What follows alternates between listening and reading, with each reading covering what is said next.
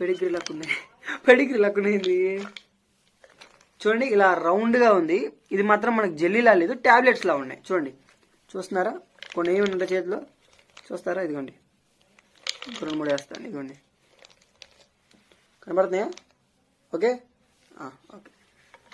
So ఇవి ఎన్ని pills ఉన్నాయి, అసలు ఎన్ని గ్రాములు ఉన్నాయి, ఫస్ట్ మనం ఒకసారి టేస్ట్ చేద్దాం. ముందు చెప్తున్నా, వాటర్ తాకండి, సప్పరించండి, ఓకేనా?